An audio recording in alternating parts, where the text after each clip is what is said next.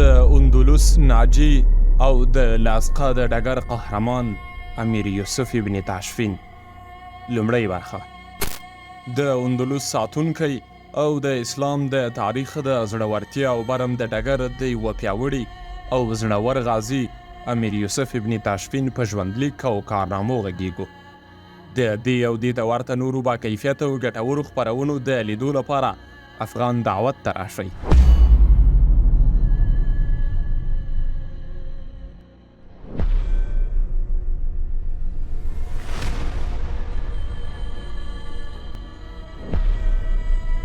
هغه رسنیز چینل چې د کیفیت له مخې په پښتو ژبه کې بېساری نوم او نښان لري.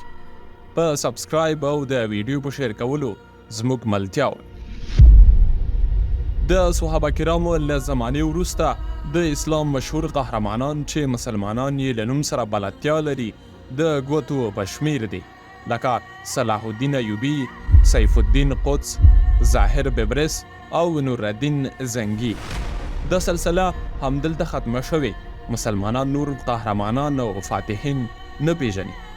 حال دا چې که موږ په غور سره د اسلام تاریخ مطالعه کړو، د اسلام په لوړوالي او خپراوي باندې غور وکړو، په دې به پوه شو چې د اسلام هغه قهرمانان کم نه دي چې کارنامې ترسره کړي او اسلام یې په سیمو کې ژوندی ساتلی. د هغو سپاسالارانو او فاتحینو له جملې څخه یو هم امیر یوسف ابن تاشفین رحمه الله دی.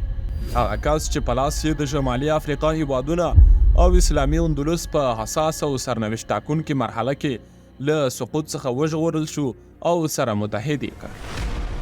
د حیرانتیا خبره دا ده چې اکثره مسلمانان د شرق د یوسف له شخصیت او فتوحاتو سره بلدتیا لري. یعنی صلاح الدین ایوبي چې په لاس یې بیت المقدس د صلیبیانو له پنجې څخه خلاص شو خبرتیا لري، لیکن د مغرب له یوسف یعنی یوسف ابن تاشفین چې د اندلس د حکومت ته نجات ورکړ او 400 کاله د دې هیواد سقوط وځنډاوه، بیا هم دوی د دې سپاسالار له ژوند، کارنامو او قهرمانۍ څخه معلومات نه لري. په 5مه هجري پیړۍ کې د شمالي افریقا د مسلمانانو خراب وضعیت وروسته له دې چې شمالي افریقا ته د اسلامي فتوحاتو لړۍ ورسېدله، د دې خاورې اکثره سیمې د صحابه کرامو او تابعینو په وخت کې د اسلام د مجاهدینو په لاس کې ولوېدلې. د بربر په نوم د افریقایانو د قبیلې ډلې کسان په اسلام مشرف شول. له اسلام راوړلو څخه وروسته یې خپل ټول جاهلانه عادتونه او رسمونه پرېښودل. ټول اخلاق او عادتونه اسلامي شول. د دوی زړونه په اسلام سره پاک شول. د شمالي افریقا ګڼ شمېر هیوادونه له لیبیا نیولې بیا تر اتلانتیک بحر پورې ټول د عباسي او اموي حکومت تابع وو.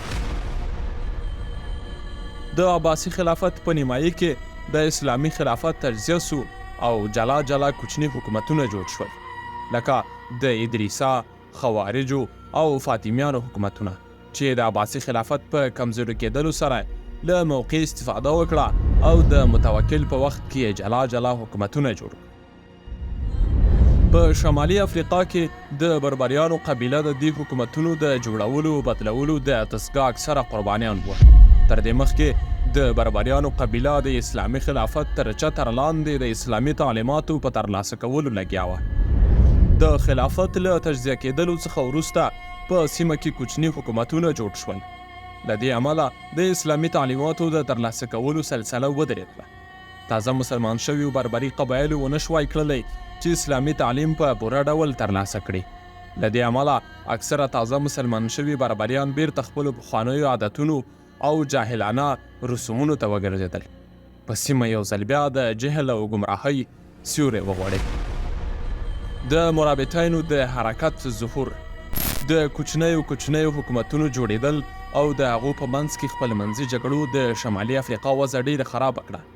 خلک بیرته د جاهلیت د وخت په خرافاتو، بدعتونو او شرک باندې اخته شول، تر دې چې په 343 هجري قمري کال کې د مرابطین حرکت د یو عالم او متقي شخص عبدالله ابن یاسین په لاس پیل شو.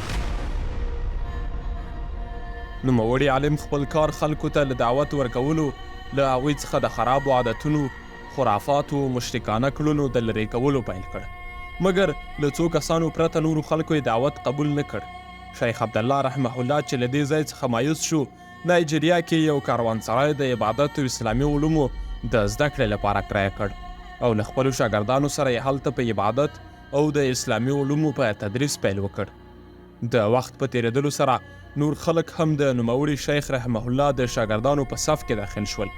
د دوی تعداد ورځ په ورځ زیاتېدو تر دې چې شمېر یې زرګونو ته ورسید. د وخت کې شیخ عبدالله رحمه الله تصمیم ونیو چې د لمتون د قبیلې یعنې دا قبیلې د سهناجه قبیلې څخه یو خاښ دی د مشر امیر یحیی ابن عمر لمتوني په مرسته د منحرفو قبایلو په وړاندې قیام وکړي. د حرکت مرابطین چې تر دې مهاله یې صرف دعوت کوه په یو داسې جهادي خوځښت بدل کړل چې د اسلام خپرېدل او د ملک الطوایفو له منځه وړل یې خپل هدف وګرځاوه. د جهادي محیط او ایماني فضا کې د نایجریا د جزیرې په یو کوچني کاروانسرای کې د شیخ پارسا شیخ عبدالله تر نظر لاندې زموږ د لیکنې اتل سلطان یوسف ابن تاشفین زده کړه وکړه او لوی شو. په 440 هجري قمري کال کې سلطان یوسف 40 کلن و او په کامل ډول پوخ شو. امیر یحیی ابن عمر د لمتونه قبیلې رئیس وفات شو، په ځای یې ابوبکر ابن عمر د قبیلې مشر وټاکل شو. نوموړي د لښکر مشري خپل د تره زوی یوسف ابن تاشفین رحمه الله ته وسپارله.